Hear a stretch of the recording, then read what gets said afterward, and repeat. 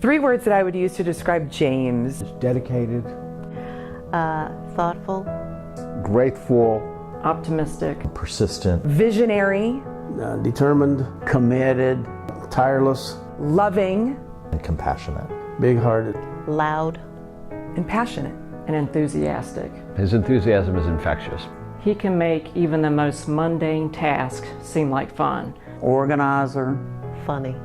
They're loyal. Very loyal. Courageous. Leader. Trade unionist.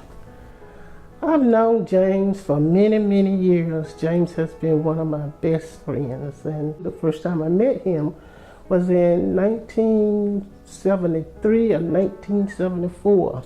I've known James for 35 years. Back in the 80s when my local affiliated with the AFL-CIO, James was Secretary-Treasurer. Well, I met James when we started organizing here in North Carolina back in the mid-90s. I met James in 1995, I believe. I was an activist with Frontlash and APRI. We were doing educational training for Fieldcrest Cannon when I met him. Because he was so loud and had so much energy, it was hard to miss him. Well, you know, I've met a lot of historical people in the struggle. C.T. Vivian, James Orange, Andy Young, and Ralph Abernathy. When we were planning the Poor People's Campaign in Atlanta, I remember watching them come into a room, and when Dr. King came in with a column of black pastors and a young Jesse Jackson in tow at the end, when they came in, my thought was, I want to be like those guys. James struck me as the same kind of person.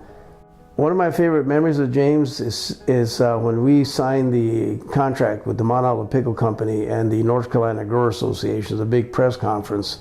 We were signing a blockbuster agreement covering 8,000 workers in North Carolina. And just seeing him, the joy on his face. One of my memories of James is at labor school, and we would play softball, and he was not very good at softball, but he would be out there pitching and making sure everybody had a good time, and he was having a good time himself. While he wasn't a good softball player, he's always one of the better dancers at labor school. He called me up one day and he said, you made this suggestion about, well, why don't we just ask the locals to give to the building fund and pay off the building? And we sent out this letter, and I thought we would maybe get, $1,000 or $2, and we got enough money to pay off the building. And I said, you gotta ask to receive. And James, it started asking more and asking locals to give, to be more involved. Watching him handle a shift meeting when not everyone at the shift meeting was pro-union, and taking the time to turn someone around in the presence of people that he came to show out for. And the crowd was there to see a fight happen, but what they saw instead was a friendship developing, because the anti-union worker became one of our strongest advocates. And that was attributed to James' patience with him. But I'd say when James was asked by President Trumka to serve as the first state AFL-CIO president on the executive council of the AFL-CIO, so that was a moment that certainly sticks in my mind when James's leadership was recognized in that way, and he was seated at the table with the leaders of all of the international unions in the country.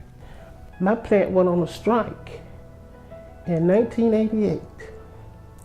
And we stayed on strike for 1 year. James Andrews walked that picket line with us on more than one occasion. When Candy Mills closed, I called James, and he was standing on that front line with us, trying to help us get benefits for those that had lost their jobs. I've never called James for a worker, and he didn't come. He's an important person, and everybody wants a piece of James because he's so smart and so strong and such a great leader. But he always would find time to sit down with us and talk about his excitement about the organization, what we just accomplished together, and how we wanted to keep moving forward. The key to James's success and longevity It's got to be patience, because unfortunately in the labor movement that there aren't that many people of color. There aren't that many people who look like James who are presidents of state AFL-CIO or AFL-CIO or anything. And sometimes all of us are confronted with, even when you get to that position, people expect you to be grateful and sit down, grateful and don't do anything. And James was not that guy. James wanted to be grateful and stand up, and grateful and fight back. I can see in his eyes that he carries the scars of oppression, exploitation, like many of us who were raised in very marginal circumstances. I felt that he not just sympathized and empathized with us, I felt he was carrying the same burdens that of memories that I do and many of my colleagues have in this struggle. I just sensed that in him, that he carried that into his adult life and made something productive of it and expressed the rage and anger in a constructive way. He sees the hardships people are going through. He understands it takes organizing to get folks out of that, and he understands it's about solidarity and working together. He believes in labor rights, civil rights, human rights. He understands all of those are combined together, and he's been a part of all those movements all of his life. Because James Andrews has always been real. Normally you meet people who have an on time, and the rest of the time there's somebody else. He's always on. And it's always full of just openness and transparency. You don't have to guess what he's thinking. He tells you, and he shows you. I think his legacy will be as a doer. And that same old phrase, let the work I've done speak for me, that is certainly applicable to him. James always, to me, has brought everybody together to fight for the same thing, and that is fairness, and that's justice. James led the national labor movement to recognize that immigrant rights are workers' rights. Is having a leader who meant what he said and said what he meant, and there aren't a lot of those around. Well, this sounds a little trite, but he's been an extraordinary union leader in some very difficult circumstances, and as extraordinary a leader as he has been, he's an even more extraordinary human being. You know, people, when they think about James, they think about his smile. I think they think about his positivity. I think they think about his energy, his focus. And just one of the greatest people that I know. I've enjoyed my life as a lawyer, and one of the many reasons is the opportunity to work with James. He's going to be greatly missed, but North Carolina, to me, is only going up. His heart is with working people, and his passion is for justice.